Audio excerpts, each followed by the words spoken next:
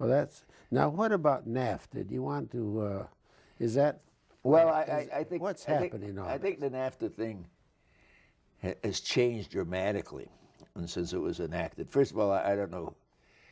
I don't think the argument was as one-sided as people thought, but obviously with the collapse of the peso, NAFTA, at least in the short run, is going to prove to be detrimental to the American workers. Yeah. And I don't know now. The argument was jobs. I think somebody said Chrysler was making engine blocks in Mexico, or that there's already that using. What's the answer to that? It isn't simply a Smoot-Hawley tariff, but and yet if you open the borders completely, it just you aren't going to have a $10 or $20 an hour man or woman compete with a $1 an hour person. And well, the hope is that the theory is, in the long run, it'll work out. And I told a story during the NAFTA debate. Lord Keynes, a great English economist, he's talking about the short term and the long term. And he says, in the long term, we're all dead. And hopefully, and again, I think about Walter during these times because he's a great internationalist, as you point out. And the way it should work out, and the way it's worked out over the ages, is that these newly developing countries will develop, the workers will get higher and higher wages, and they'll be customers of your products. I suppose in recent history, the nations you look at is the Asian nations. I remember when we used to complain bitterly about the Japanese wages. Now they're higher than ours. Yeah. And that would hopefully be the case in Mexico. But in the meantime, I don't think you can just let them ravage our industries. Certainly, they're entitled, if they'd build auto plants to supply their own market, that would be one thing. Now, during the whole NAFTA debate, you see the auto companies argued that they would sell more products to Mexico than vice versa, and that was happening until the collapse of the peso. Now, the reason it happens in auto, it could be very different. I think in textile, there's no question about it. It'd be detrimental to textile workers' unions. But auto, because of the nature of the business, if you can't sell, if you build a plant that produces less than 300,000 cars a year, you'll lose money. So because that market is so much smaller, they can't build a van plant and these specialty plants to supply that market. So the theory was, well, we'll sell those types of products to Mexico. And it was working that way the first few months of NAFTA, but now it's collapsed. So the labor movement's complaint is not that we should put up barriers on our borders, but we should have something to say. Our government should have something to say about the environmental conditions and the labor conditions. both labor and environment. Labor and environment. Yeah, and then, because. But then, there's always these shifts. After all, this country was once an agricultural nation, as you know. Yeah. And then we had an opportunity to export and develop. And somebody can argue it's high tariffs that helped industrialize America. Oh, sure. Absolutely. Yeah. Now, let's get back on the Southern political. We talked about that the Republican in Detroit has as much representation as a Democrat in Traverse City. Do you want to go a little more? How would you solve that problem, or just take the winner take all and let it work out the way it does? I don't see any solution. Internally in Detroit, what you could do is elect council by districts rather than at large. Yeah.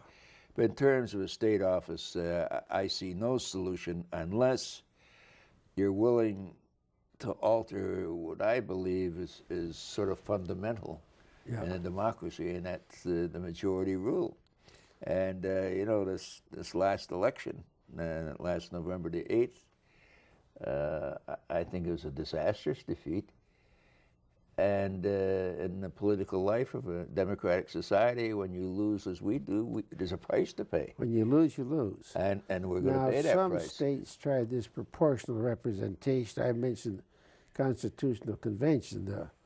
One fellow, Mel Nord, who was an engineer lawyer, wanted to say have two people elected from a district and each vote the number of votes he got.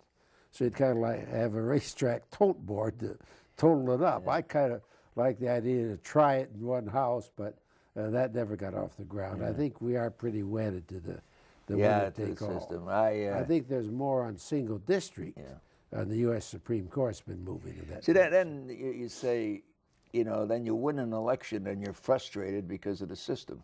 Yeah. The majority, again, couldn't work their will. So that's a very, very radical change, and that would, I'd want to think about that a long, long time.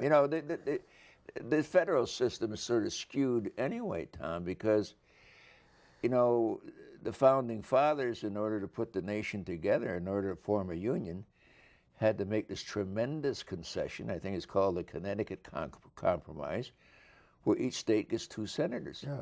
And I live in a county, I live in Oakland County, it's larger in population than a lot of states that have 2 senators. Right. 2 United States senators.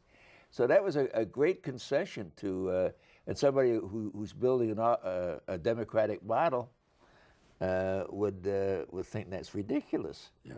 But here we are, it's so ingrained in the system that I don't think you can change it. So I think if you're going to tilt, you should tilt the other way, but pure democracy. And the funny thing is, all us knee-jerk liberals, one person, one vote. Congress is that now.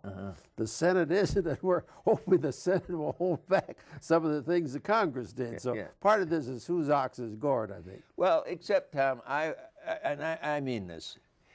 I get so repulsed that, particularly in the last few years, the filibuster rule, Rule 22, came into being in 1917. And when it came into being, there may be 1 filibuster a year, 2 filibusters. Now in the last, we were victimized by the Republicans who were in the minority in the Senate. There was, I forget how many, over 100 in a short spirit, and it absolutely crippled the majority. And we made it so much easier. Oh, it yeah. used to be there had to be a real filibuster where people would go around the clock and would see it. Now you just say, I'm going to filibuster, and it stops everything. Yeah, you got to get 60 votes, and then you run on parallel tracks.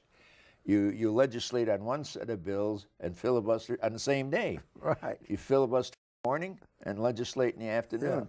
And I said it because it was so frustrating, particularly when you're in the majority, that what we should do, or what the leadership of the House, because the American people are just not educated to this anymore. It's a real filibuster is not taking place. I said if they'd have round the clock, 7 days a week, filibuster, and the American people would see it now on C-SPAN. We didn't have C-SPAN before.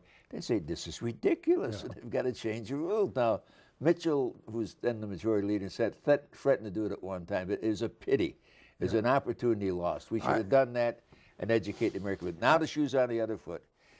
And we're going to use it for the next 2 years, no question about it. That doesn't make it right in principle. I agree with you. Even if you have a filibuster, make it a complete one and people can see what it is. Well, I'm not against extended debate because the theory was, when you didn't have the modern means of communication, the theory was a senator got up, or a group of senators got up and spoke to the country, and the word would filter out what was before the Senate, and then the citizens would be able to express their point of view.